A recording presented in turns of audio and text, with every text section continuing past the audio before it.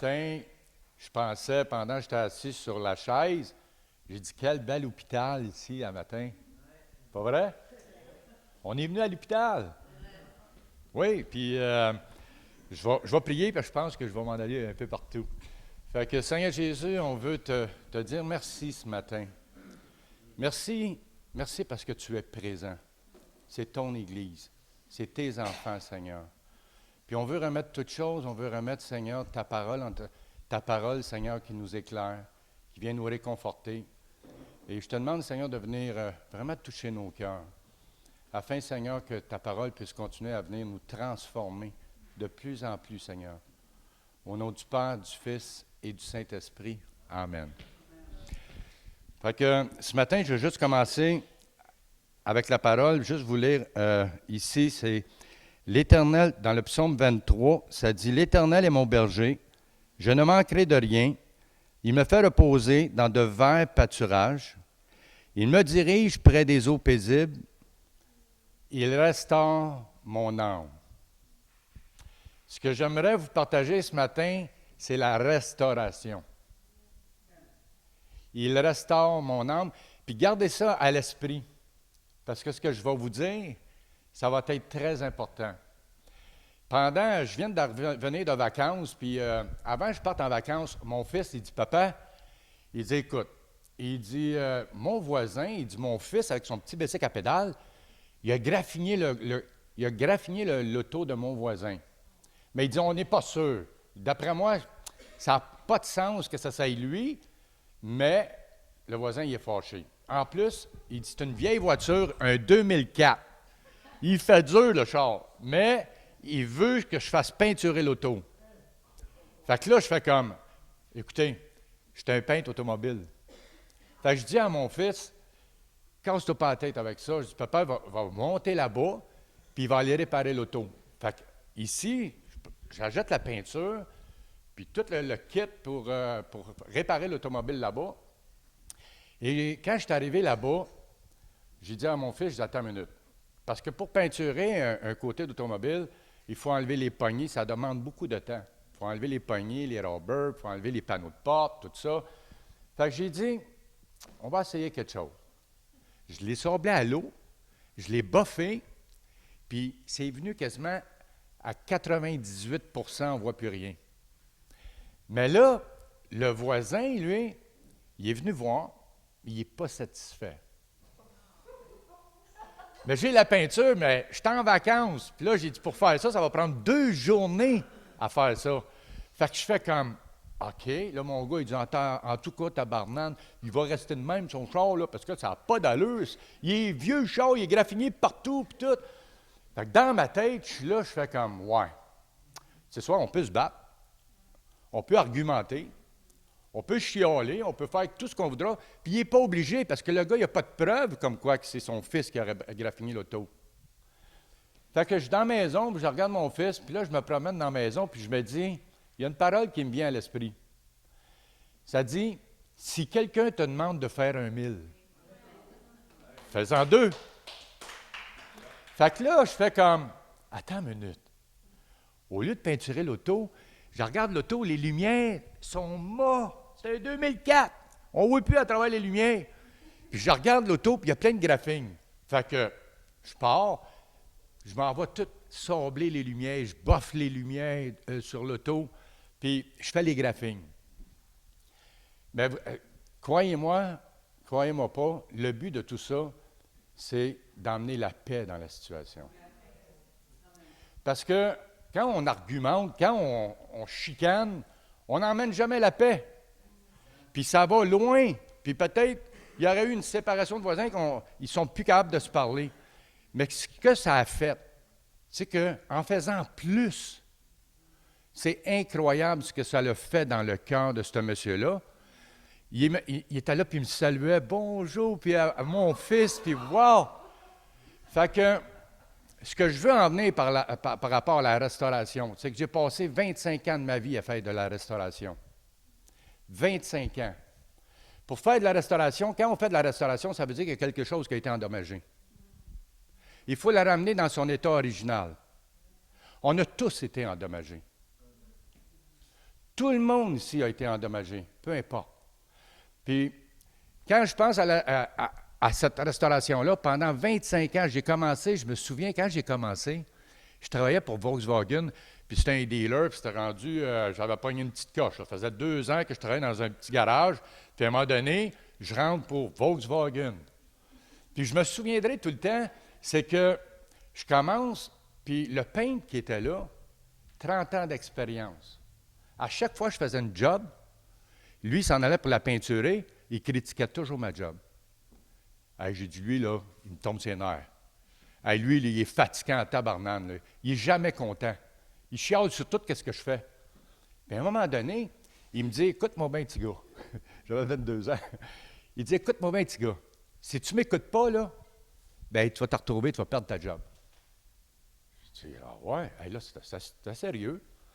Mais il y avait 30 ans d'expérience. Mais j'étais un petit orgueilleux. Je n'aimais pas qu'on me dise quoi faire. Mais pourtant, il y a 30 ans d'expérience. Et jusqu'à temps que je m'humilie, puis je dis, s'il vous plaît, aide-moi. Et ce gars-là, au bout d'1 an, il faisait des années qu'il était pour Volkswagen. Et après 1 an seulement, il m'a montré à peinturer les autos. Après 1 an, j'étais rendu premier peintre chez Volkswagen. 1 an après, lui, il avait perdu sa job. Puis je suis devenu peintre 1 an après pour le dealer, le premier peintre. Fait que c'est incroyable, juste parce que je me suis humilié. Vous savez, dans l'Église, il y a beaucoup de gens qui ont été blessés. Souvenez-vous dans le psaume 23 qui dit « Il restaure mon âme ». Mais quand dans l'Église, souvent, on peut avoir, à un moment donné, avoir entendu une parole de quelqu'un qui est venu nous blesser. C'est normal. Il y a des gens, des fois, on ne le sait pas, peut-être parce que quelqu'un, des fois, il ne m'a pas salué, ou il a dit une parole, puis c'est venu me blesser, ou peu importe ce qui arrive. On est dans une église, c'est une famille. Des fois, on va s'accrocher, on n'est pas d'accord, ou on ne m'a pas écouté, on ne m'a pas entendu. Mais pensez à ceci. Je pensais à un moment donné, c'est comme un enfant que sa mère a dit, écoute, mon enfant, la mère, elle s'en va dans son jardin, elle commence à semer des graines. Puis le petit gars, il dit, est-ce que je peux en semer moi aussi? Fait que sa mère a dit, ben oui. Fait qu'il sème des graines dans la terre. Au bout de 3 jours, le petit gars, il est là, puis il ne voit pas rien de sorti de la terre. Il s'en va déterrer les graines. Pauvre petit, il n'y aura rien. Mais quand vous restez dans l'Église, ce que je veux en venir, c'est que Dieu veut vous restaurer. Puis des fois, c'est qu'on n'est pas capable d'attendre.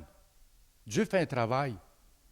Puis quand que Dieu emmène sa parole, c'est une semence qui sème dans notre cœur. Puis des fois, on dit, je ne comprends pas, il n'y a pas de résultat. Mais quand on fait de la restauration, il y a des véhicules qui sont plus endommagés que d'autres. Ça prend beaucoup plus de temps. Puis je me souviens, il y a des gens qui venaient me voir et qui me disaient, mon véhicule, es-tu prêt? Non, il n'est pas fini. Bien là, c'est pas que je veux l'avoir. Tu vas l'avoir à moitié fini. Dieu ne veut pas faire une œuvre qui commence en nous à moitié achevée.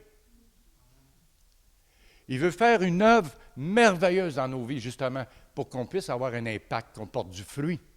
Mais ce fruit-là, ça prend du temps. C'est pas toujours facile. Des fois, on est là et on se dit, moi je suis tanné, là, à l'Église. Je sais, on est tous pareils, j'ai fait la même chose. Mais je réalise que quand Dieu sème quelque chose dans notre cœur et qu'on reste là, il continue à travailler. Puis à travailler, même si ça ne fait pas notre affaire. Ça ne veut pas dire qu'on n'a pas de droit d'expression, qu'on ne peut pas s'exprimer. C'est pas ça que je veux dire. C'est juste, je veux dire que c'est tellement beau parce que ce que Dieu fait, as-tu remarqué que quand tu prends un véhicule, tu regardes des vieux véhicules antiques qui ont été restaurés, ils ont revenu dans... pareil comme quand ils étaient neufs. Puis Dieu, il veut tellement travailler qu'on connaisse notre identité. Il veut tellement nous transformer. Puis c'est normal que des fois, on est là et on dit, là, Seigneur, faut que tu fasses de quoi, parce que moi, je t'ai écœuré. Mais non, il est juste en train de continuer à arroser dans ta vie. Puis il arrose, puis il continue à semer des paroles d'encouragement, des paroles de réconfort. Peu importe ce que vous vivez, Dieu est là. Puis, on est tout le temps un peu, je pense à chacun de nous, on vit toutes nos situations, ou toutes nos épreuves, ou peu importe, mais ce n'est pas en s'en allant qu'on va être réconforté, puis qu'on va être restauré. C'est en demeurant là où ce que Dieu veut nous avoir. Puis, c'était juste ça, matin, que je voulais vous partager, parce que j'ai vu la différence, je le vois la différence, que quand on prend le temps juste de s'humilier puis de reconnaître devant Dieu que Seigneur, j'ai besoin de toi matin. Je ne connais pas toutes choses, mais je sais une chose, c'est que tu fais une chose merveilleuse, tu viens travailler mon cœur. À chaque fois. Je vois le Dieu à l'œuvre à travers vos vies. Ce n'est pas en restant à rien faire, mais c'est tout simplement à se lever et à continuer à dire, Seigneur, je crois. Je crois. C'est pour ça que je disais, tout le monde, à quelque part, quand on vient ici, on vient pour être, c'est un hôpital, l'Église. On est là pour que Dieu vienne nous guérir dans nos cœurs. Parce que quand on dit, à un moment donné, on pense qu'on est guéri. Ah oui? Bien, je vais te montrer dans une situation, tu vas faire comme, oups, ben c'est ça. Dieu veut continuer à travailler, dire, Seigneur, je te permets de venir travailler mon cœur. Amen.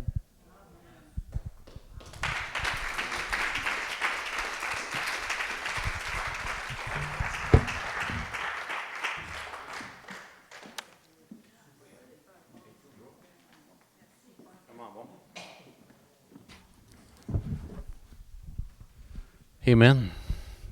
Oh, c'est vrai, j'ai-tu besoin de prendre ça? Oui? OK. Bref, juste ramener un verset par rapport à ce que tu as partagé. Là. Je pensais tantôt combien l'amour de Dieu a été manifesté à cet homme-là, il s'est ramassé avec un 2014 comme voiture au lieu de 2004. Mais combien ça vient nous chercher en dedans, hein, dans les situations? Mais rappelez-vous une chose, peu importe si c'est dans votre couple, si c'est avec votre voisin, si c'est avec un collègue de travail, si ça vient vous chercher, c'est parce que Dieu est en train de vous parler. Il y a un rendez-vous avec toi. Il veut t'apprendre à mieux aimer. Il veut t'apprendre à mieux aimer. Est-ce que je suis poussé à donner ma vie pour mon conjoint, ma conjointe, mon voisin, celui au travail qui me mord les mollets tout le temps, qui parle en mal contre moi? Dieu dit, hey, maintiens-toi dans mon amour. La vie chrétienne, c'est ça. Et savez-vous pourquoi on est ici réunis? On l'a dit tantôt, un hôpital, mais l'hôpital est ici pour, justement, ensemble, c'est comme on est sur le haut de la montagne, l'incubateur de l'amour de Dieu. On respire l'amour de Dieu, on redescend de la montagne. On s'en va là à notre travail, on s'en va dans notre relation de couple, dans le voisin, peu importe où ce que Dieu vous appelle. Et là, on est là pour manifester l'amour. Rien d'autre. C'est l'amour de Dieu qui change les vies. C'est l'amour, point. Si on se maintient dans l'amour de Dieu, les vies vont être changées. Et ça dit ici, et l'amour n'exige jamais un changement en passant. Hein? On le dit tout le temps, là, parce que c'est comme, ouais, mais là, t'es chrétien. Non, attends. Je vais manifester. Mais l'amour, des fois, fait en sorte que tu es obligé de dire la vérité. Et des fois, ça ne fait pas nécessairement l'affaire des gens. Mais tu es obligé de le dire par amour. Mais tout se fait dans l'amour. Tout cela, je vous le dis, pour que la joie qui est la mienne vous remplisse. Vous aussi, et qu'ainsi votre joie soit parfaite. Le fait que je ne suis pas joyeux dans ma vie vient souvent de l'absence d'amour. L'amour va te rendre toujours joyeux. Tout le temps, tout le temps, tout le temps.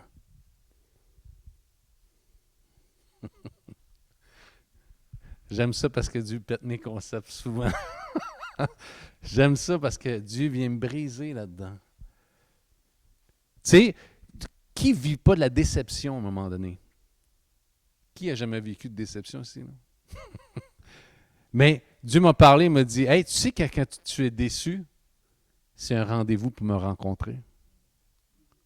J'ai pas appointé pas autre chose que ça. Viens me rencontrer. » La déception fait en sorte que Jésus t'attend sur le chemin pour te rencontrer. Fait que tant de gens sont déçus dans ce monde. Ils sont déçus présentement de ce qui se passe. Ils n'ont plus d'espérance. Vous et moi, les enfants de Dieu, remplis de l'amour de Dieu, pas des gens qui vivent une religion. La religion ne change jamais rien. La religion a amené plus de morts qu'autre chose dans le monde. Plus que toutes les guerres réunies ensemble. Mais l'amour de Dieu amène la vraie vie, la vraie liberté. Vraiment béni. Merci pour ton partage. C'est super, super bon.